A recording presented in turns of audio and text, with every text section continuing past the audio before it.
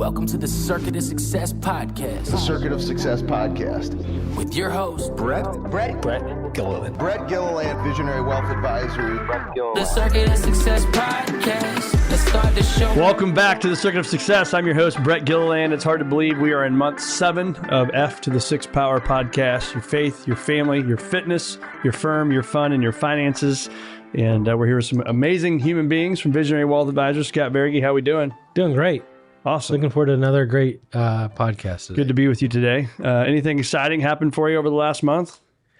Just the usual. A lot of kids' sports, a lot of baseball games. I know you're in a similar boat right now, and it's fun. We're enjoying the season we're in, and season's coming to an end for baseball season, but we're having fun.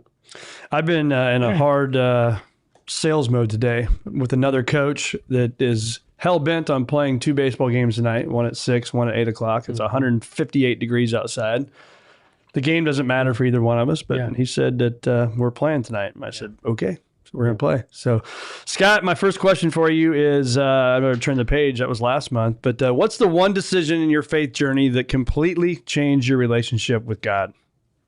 It's a big question. It's a big question. I would say that it's your decision to follow Jesus. And so the Bible talks about that it's accepting that gift from him of salvation. It's nothing we can do to earn it. It's what he's done for us on the cross. And so the biggest decision I've made and any of us can make as far as our faith journey is choosing to follow him and accept what he's done for us. Yeah.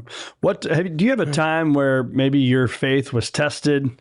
If so, what that experience taught you that success and goals and all that stuff could never teach you? Yeah. I would think, I would go back to 2014. Some of us remember that time period. And, my wife and I are working for another firm, and this new firm came about called Visionary Wealth Advisors. And we put all of our income on the table, and I'm knowing what was going to happen, and, had a couple, lean periods there, but just knowing that he was in control and he wasn't going to let us, falter, and he was going to be with us, and we were going to learn through that process. And so that was a big moment of testing and just trusting him. And, another quick one real quick was my wife got really sick in 2017, and due to her illness she lost a bunch of weight, and it was a very uncertain period. And seeing my wife very frail was a time to testing and thinking, man, like, it might just be me for, and just praying through that and trusting through that, and God pulled us through that. So, yeah, it's amazing. Thanks for sharing both of those. I was doing these questions last night. I actually answered that question the same as you, as the 2014 timeframe. So spend some time on that, if you will, for those listeners that maybe they're going through something right now, whether it's the illness, it's a job change, it's a career change, it's betting on themselves. Like, we all had those kind of dark moments early on, right? So what was that like, and how did your faith play into that for you? I think it's just, the Bible talks a lot about humility and knowing that, we're not the center, even though it's easy for our culture to think that we're in the center of life and the center of our own lives, and we're not. And so just understanding that I needed to be on my knees praying and committing and devoting my time to God and to Jesus, and working my butt off. And, there's in the book of Proverbs in the Bible, in chapter 6, I believe it is, it talks about the ant, and we've all seen ants and how hard they work. And just working hard, working as hard as I possibly can, and trusting that he's going to pull us through. So, it was nothing I did. It was everything that he did for myself and our family. And you think about our firm, right? That's what we're referring to, our firm. Like, we all worked very hard. We still work hard, but, we worked very, very hard in 2014 to make this a success. Yeah. But I would say there's also a surrender in there too, absolutely, right? Like, there's do you trust me? Well, then surrender. And so there's, you gotta kind of surrender to God's will, right? Yep. Absolutely. Yep. No, you keep. I mean, was there a part of that for you, like from a surrender standpoint? Yeah, the surrender part was knowing that I couldn't do this and that I had to let him just trust that he would pull us through, and he did, of course. Yeah. It wasn't anything that Scott could do.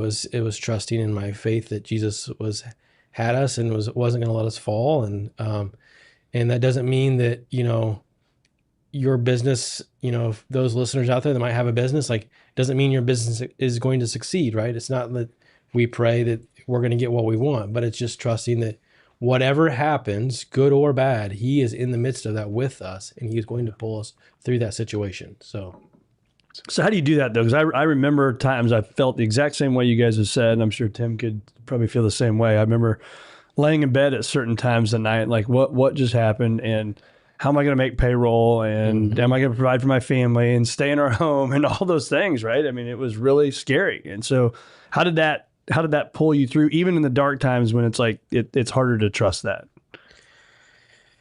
I don't know. I know I keep saying this word and I'm not probably digging deep enough for you, but I think it's just truly having trust that he is going to get us through. He is going to get us through. It's nothing Scott can do, and it's trusting him. I'll go do what I can do, which is not much, but it's all him. It's nothing to do with me. And so, and the same thing with faith, my wife, when she was sick, like, there's literally nothing I can do. I can't work any harder. I can't do anything anymore. It's truly trusting that, whatever the plan is, the plan is. Yep. So I do think though you want to be side by side on that journey though together, right? Because you can't just like pray and trust and then sit in your house and not do anything, right? You still got to go out and take action, right? Yep, absolutely. It's trusting him, but I'm gonna kick as hard as I can to do what I can, even though it may be right, it may be wrong, but I'm gonna work too. So it's not just sitting back at home and just not doing anything and just saying, he'll provide. I think about it like, if you live in Florida or, there's a hurricane coming. Oh, God's going to save me from this hurricane. Well, God also gave you a brain to get out of your house and get down the road too. Right. Yeah. So, Pray like it depends on God and work like it depends on you. Yeah. Mm-hmm. Yeah. It's solid. That's solid. It's a rider downer if you're listening right now. Yeah. Scott, homework for our listeners for the month. Yeah, I'm just thinking, obviously we're, if you're watching this, we're recording this a little bit earlier, but I know as this airs, you're going to have kids headed back to school in a few weeks, and, people are starting football practice, and, all the different sports seasons are changing right now. So I would just encourage you, the homework as school does start, just set up a daily, hey, this school year, we're going to pray every day before the kids go out the door. And just pray with your kids. And so give them a turn to pray, and you pray, and just let's have a time of prayer. I love it. It's awesome. Great stuff, Scott. Thanks for sharing, my man. Dan Lori, how we doing? Doing good. You look a little older than last time I saw you. I am a little older. 40 years and 4 days old. Yeah, that's right. I am. Turned 40 on Saturday, so happy birthday. Hope you had a great day at soccer. In the 4-0 club. Yeah, we had a 3v3 soccer tournament. Came back from Florida, and then here we are, doing a little 3v3 soccer. So that's awesome. All right, you're the family man. Anything happened in the last month that you want to share that was exciting? Yeah, we had a couple soccer tournaments. So we were down in Texas. There was a tournament called Premier Copa down there. My oldest played. And then we had a tournament called Super Copa in Florida.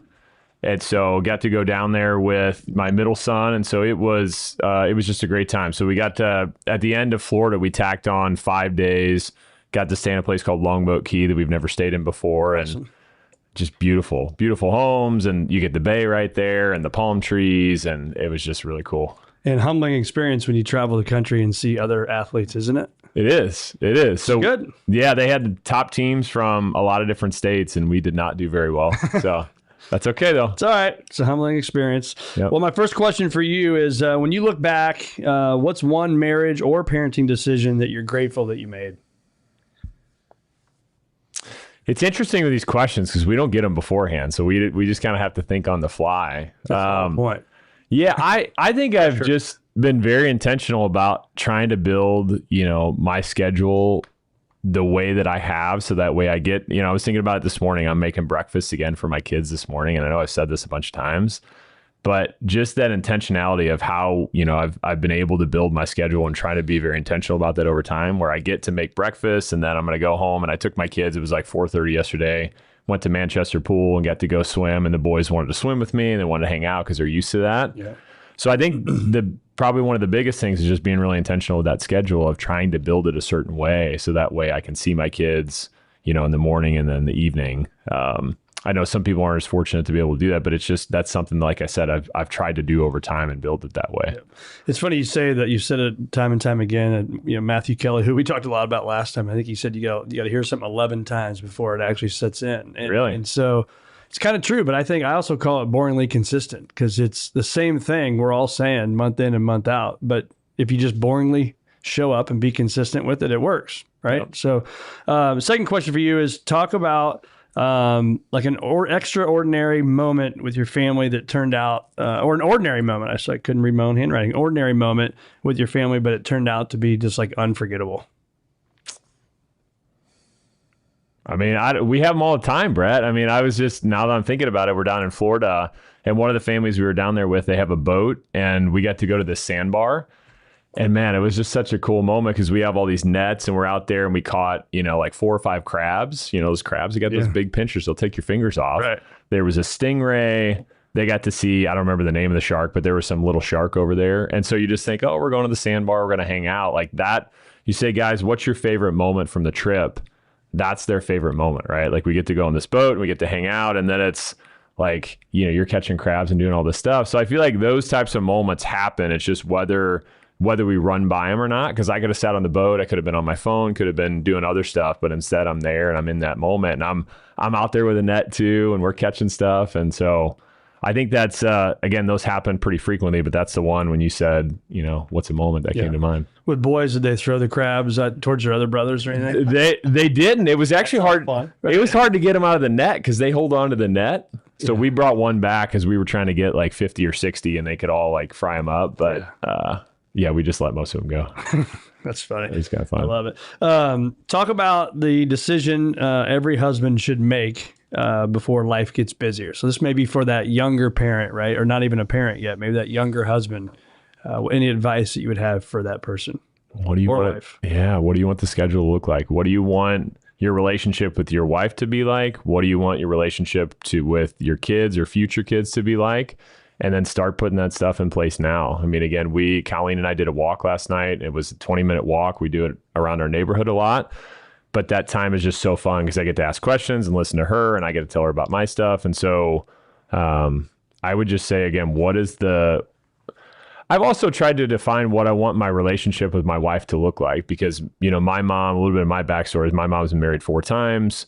Didn't have great relationships growing up. And I just made this conscious decision that I wanted my life to be different. I didn't want to be divorced ever. My dad got remarried again, but was kind of in an unhappy marriage. And so I was very clear from the beginning that I wanted my life to be different. And so I've tried to make decisions to honor my wife and love my wife and, give some of the things up that would pull me away from her, some of the extracurricular activities. And so what do you want life to look like? When you're 60 years old, what do you want your marriage to look like? Right. Because when they say divorces, it's year 7 and year 20. That's the 2 most common places where divorce happens, because early on you have kids and it gets pretty tough. But then year 20, your kids are out and you look at the person and you say, who the heck is that? And so we've tried to be really intentional with our relationship of mom comes first before my kids. And then kids are next, but I've got to honor that relationship because I want to like that person when my kids are gone. Yeah, absolutely. What do you think about it? About you? Is it that your mom 4 times, your dad a couple times? Because some people follow that same path. Mm. Like, how do you think you've stayed off that path? Scott just talked about God and His plan. I could look back multiple times and see I didn't find my faith really till probably 6 or 7 years ago, but I feel like I could see God's hand in it the whole time. But I don't know, as I've gone through, books and reading and counseling and things like that, I've just always had this strong desire to be different, to make it different than the mistakes that my brothers made and mistakes my parents made. So I don't, I think it's obviously God put that inside of me, but then I just had this thought from a very young age that I want to be different. Yeah. It's awesome, man. Yeah. Thank you for sharing that. It's pretty vulnerable. Yeah. Homework for our listeners for next month. Yeah, I'm taking a page out of Scott's book and just going to encourage listeners to pray for their spouse and kids. So when I walk out of my door, I've got my 3 boys upstairs, and I'll go and just put a hand. Somebody told me to do this years ago, and I don't do it all the time, but I did it this morning. Put my hand on their door, and I just pray for them. And then I go back around to my wife's door, and I pray for her. And Door different than your door? oh, it's the same door. You're right. Sorry. Just his wife's door. I'm not in there anymore, so it's her door at that point. But when you're praying for people, you think about what's your heart and what's your attitude when you're praying for somebody. It's softer, it's more positive, it's encouraging. And so I think by the time my kids, wake up, I've had a couple hours. I've prayed for them. I've done some devotionals. I've done some Bible stuff. I got a workout in. Think about my mindset and my heart toward my family and how different it is when I do that. It's significant. Yeah. Versus getting up and rushing out the door and barely getting your meeting on time. Or your kids wake you up, right? And it's just a different mindset. Yep. It's awesome. Dan, thanks so much, buddy. Yeah. Well, we are missing our friend Fitness, Jason Baldus. He's on a family vacation. I'm shocked that it took us 7 months to have one person finally. Our calendars didn't all meet. So we said, you know what? Sorry, Jason, you go on vacation. We're going to do it anyway. But we are here to talk about fun. Ted McNulty's here. Ted, how we doing? We're doing great. How about yourself? I'm good. Anything fun happened in the last month? I mean, shoot, every day in McNulty world is fun. What are you talking about? Yeah. We did have a one-on-one trip with Jenny and I. We did the kind of just normally when we go on vacations, we have a group of couples that we go with or family, and it was just Jenny and I. And for a long weekend, and it was absolutely perfect. And, you're kind of talking, Dan was talking about anniversaries. We're celebrating our 27th anniversary tomorrow. So July 2nd. Wow. So we're going to tear it up. But we did that. And one more other fun thing that we have to mention is we played a little golf with some of our coworkers yesterday. And it is always fun to take Dan Kleiner's money. He lost $42. It was at my Venmo. And I just never spend that money. I just screenshot it. I did the screenshot and memorialized it. I love it. That is fun. There's definitely Daniel Kleiner money is good, almost as good as Dan Laurie money. So fun. What's an experience that taught you life is to be enjoyed? Well, we're going trip down memory lane, but my parents passed away very young. 44 for my dad, 52 for my mom. They built homes, McNulty Realty, and they got exposed to asbestos. And so you learn very quickly that life is precious and you just cannot take life for granted. And so we've appreciated life and all of the God's gifts to us from the very early stages. So what did you learn about me? How old were you when that happened when your mom? So 12 years old for my dad passing away and 21 for my mom. Wow. So what did you learn about that for somebody that's maybe grieving that same thing right now? Well, you just have to have faith. And, there was periods of time in my life that people were surprised that I was as positive as I was. But I do feel very confident in my faith that they're in heaven in a better spot. And I'll be there to visit them down the road. As Scott was mentioning, you don't have control. You just have to surrender and say there's a plan and it's God's plan and it's a great plan, even though sometimes it is painful for us here. That's where the strong faith comes into play. Yeah, that's great. Thanks again, man. A lot of vulnerability. You got a lot of stuff to talk about here, Tim, coming up for you next. But what do you say to the person that's simply existing right now? Maybe they're just kind of going through life, right? They're going through the motions. They get up, they go to work, they go home, they get up, they do it again. They're not, realizing what life is about and the fun that's out there. What would you tell them? Well, if that is fun for them, great, more power to them, but if they're actually wanting to get out of it, we've talked about this on several episodes with this, is you just have to get out of your comfort zone. You have to actually make things happen. And sometimes that's going to be a huge failure. Sometimes it's going to be a big success, but you got to get out there and try. Yeah. And if you're in just a regular routine, day in, day out, and that's comforting and you like that, great, more power to you. But if you don't like that, you're in control. You're the one that has to actually make that difference. Yeah. Put a game plan together, make it happen. Putting you on the spot here, 2 ideas. We'll just pick on St. Louis, but it could be any city, obviously. But 2 things right now they could go do in St. Louis for fun. Well, my gosh, it's infinite. One of the things that we do for fun that's also free as a family when they're all together now that they're all kind of dispersed, but we go to the zoo. Yep. And it is, fun to see how long you can last in the penguin room, because it smells so bad. But ultimately, that is one of the things that St. Louis has to offer, that it is free, and, it's not the same anytime you go back, Yeah. whether the polar bears are out or not, or tigers, cheetahs, that's one event. And for me, getting out and playing golf, appreciating God's nature and your own skill set, and challenging and making it fun. Yeah, Those are two things. And taking your money from your buddies. This is a Game plug. money is always spends better.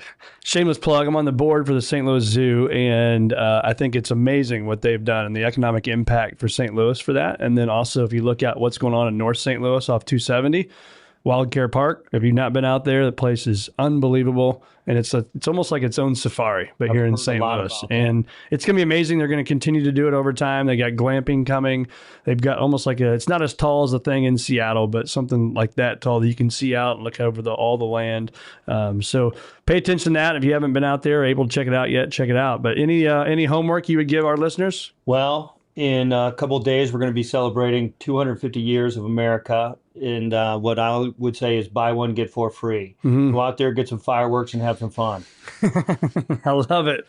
I love it. It's one of Tim's favorite things to do. Tim Hammond, how you doing? Good afternoon, brother. Good to see you. One of my most favorite weeks of the year. 2 favorite weeks That's and what I 2 thought. favorite holidays. 4th of July and Halloween. I love it. So 4th of July, it's always been one of your favorites? It's one of my favorites. Since I was a child, my father was a big fan of fireworks. And the story was he would order fireworks early in the summer. He'd let us pick out. In the old days, they didn't have a lot of fireworks tents. And so he had a friend who would be able to deliver fireworks. And then he would come home in his car. He'd open up the trunk, and it was filled with fireworks. And it was like one of the best days of our lives. Yep. And you Unbelievable. still got all of your fingers here. I do. Yeah. Lost a little bit of hair, but I got my fingers. That's good. That's good. All right. Talk about for the firm side of things. What's the hardest leadership decision you've ever had to make, and what did it teach you? I think the hardest leadership decision to make is to fire an employee or terminate a relationship, whether it's, again, a business vendor or a partner. And what I think we need to do more of is trust our instincts. Yeah. If we don't, it can damage the other relationships in an organization or on a team, your associates, if we don't do that. Yeah. I think the old saying, hire slowly, fire quickly. Yeah. I mean, is that something you've had to look at over the years? Yes. Yes. What can you think of a moment when doing the right thing cost you something in the short term, but was invaluable in the long term? I think going back to the same concept, if you're going to make a change of an employee or a staff associate, all these thoughts go through your head. And, one thought is, well, this is going to cause chaos. This is going to cause disruption. It's difficult to hire a new associate. It's difficult to train a person. So you just let it linger. It just continues to linger, and you don't face the reality that there's a change that's needed. So I think what's difficult is it's the short-term chaos and the short-term disruption. But if you do make the right decision, long-term, it's extremely healthy. Yeah. When you look at the decisions you've made over your career, what's one decision right now, like this week, that somebody could make as a leader that could change potentially the trajectory of their career? What do you think that is? I would say trust your instincts and listen to feedback people are making. And if you know that you need to make a change, don't have fear, step into it, do it. I think the positive nature of that is the people around you will have greater respect for you. They will have more loyalty to you. Because if you don't, I heard General Schwarzkopf speak one time, and he mentioned the exact same concept. Any good military leader, if they make change, all the rest of the soldiers, the servicemen and women, will follow them and have greater loyalty. Yeah. And if they don't, they'll lose the respect of the people underneath them. So you talked about fear just a little bit ago, false evidence appearing real. I've asked this question hundreds of times on this podcast, is how many of the fears you've ever put in your mind have blown up to the magnitude you put them in your mind to be? Zero. I just had a conversation at 10 o'clock this morning with my psychologist, Roger Hall, and we were having a business meeting to talk about this exact topic. I referenced you. I referenced our business. I referenced my family, my health. Never. There's bad things that happen, but I think in our minds, we make it like a horror movie, and it's almost very sensationalized and dramatized. We make it a big drama feature film in my head. And then I get to the event, and it could be difficult. It could be hard. Loss of a loved one. You know, my parents are gone. My brother's gone. Different people that pass. Health things, bad things that happen to your health. But in the moment, it's not even close to being the horror film that I had in my mind. Yep. Why do you think that is? I don't know. I mean, our minds are so powerful, and I think they're very vivid. You know, your imagination is fantastic. You know, so I can, and again, Good and bad. good and bad. Well, it is, but I think also just, I guess, where we've come from genetically, fear is a much more powerful emotion than either even joy or happiness. And I would think, as they say, it goes back to instincts. It can protect us, you know, fight or flight. Yep. But man, when that fear kicks in, I'll role play. I've told you this before, which is kind of funny. I will role play arguments of discussions I think I'm going to have later in the day. And a family member one time asked me who I was talking to. And I looked at this family member. I said, "What are you talking about?" And I was like in the kitchen. I was maybe, you know, getting breakfast ready. And this family member was like, "You're talking to somebody." I said, "No, I'm not." I said, I saw your lips moving and like you were like making facial expressions. And I caught myself. I was role playing an argument that I thought I was going to have. Met the person later in the day. The conversation was extremely normal. It was actually a positive conversation. It didn't turn contentious. Yeah. But I was role playing that in my mind, which Yeah. is probably not healthy. Well, it's good to role play in your mind, you know? Yeah. It's good to have that discussion. So when you get there, it's not the first time you've had it, right? Maybe just do it a little quieter next I time. tell people my mind is the most dangerous place to live. Yeah, it really is, right? And I think, you know, what Scott was talking about, Dan, we've all come and talked about it, but is that spot where we let it go. And the more you water it and feed it and give it power, the worse it's going to get, right? Yes. So that's what I've learned over the last decade is, hey, I hear it. I hear you. We're not going there. You know, I'll kind of talk trash to that fear and then kind of go back over here. Okay, let's dial it back in over here where I think it could go versus this worst case scenario, and that's helped. So any homework that you have from a leadership work perspective that you can leave our listeners with today? The homework is listen to instincts. And then if those instincts come up or that feeling comes up 2 or 3 times in a row and you receive feedback from others, act on that feeling. I love that. It reminds me, the founder of Lululemon said on here that he follows this deal that if you hear something 3 times in a week, you have to follow and learn more about that. And that's when he learned about high-end yoga clothes and all that stuff is what created Lululemon. And I thought that's always a cool story. And then when you actually think about it that way, you'll be surprised at how many times you'll hear something that you don't normally hear 3 times in a week. And then it makes me kind of look under the hood and check it out. So great feedback, great homework. And now we are with our friend, Katie Martin. Katie, how you doing? I'm good. How are you? I'm good. Good to be with you. Any exciting stuff over the last month? The most exciting thing for our family is our oldest daughter spent the last 10 days in Europe. So Oh my with a gosh. school trip. And so I've been living vicariously through the few texts and pictures that I get. So Wow. get to pick her up tomorrow. That's and hopefully awesome. hear about it eventually. But How are you holding up? good. It was actually a nice test run for next year when she goes off to college. Yeah. So the fear in our minds, right, could have been, oh my gosh, my baby's going to Europe and going to be without her mom and dad and in a different nest, right? Yep. Yeah. I mean, it's, you know, when you're talking about that, I think one of the reasons why I might live in that fear sometimes is I like to try to prepare myself for the worst case scenario so that I know how I think I'm going to react if it happens, Yep. which often is a waste of time, like you say, because it doesn't materialize. Yep, absolutely. What is one financial decision that you've seen change not just their bank account, but their life of the people that you've got to work with? I think it is just this getting started. So it's committing to making a change to put your money towards the goals that you have. Because it's very easy to say, to come in, to meet with me, to say, yeah, okay, I understand, I'm going to do it. and then go back home and just continue going about, your spending habits the same way you have been. So the biggest key is just really reaching that point where you're ready to listen to advice and make the change. Yep. Yeah, making the change is a big step. Talk about the people that you've walked alongside. Kind of a similar question, but the ones that feel financially secure, what are they doing that other people are just missing out on? I think, when I think about what the biggest role that a financial advisor can play, the biggest role that I play in my clients' lives is to try to remove that emotion from investing. So I think for the people that ultimately have the greatest success, they're paying attention to the data instead of paying attention to the fear and the emotions that come along with money, because inherently money is a very emotional thing. And so the more that impacts the decisions you make, the more likely you are to make decisions that may not serve you as well in the future. So I think those people that can be a little bit more removed from those feelings around money, the more successful they're going to be. Would you say that most successful people, and I think this is important for, people always look up to people that have done well, I think financially, right? And they're like, what are they doing? What's the magic sauce that maybe they have?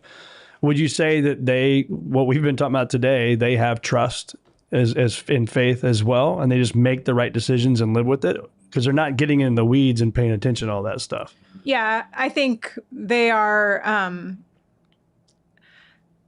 I think they are connecting their money to something bigger in the future, because it makes it a whole lot easier to stay disciplined to the plan, to remove that emotion when you've got a vision of this is what's important to me in life and this is what it's going to take to facilitate that. And so you have to have this element of faith and trust that this is what your future could be in order to stay committed to it. Yeah.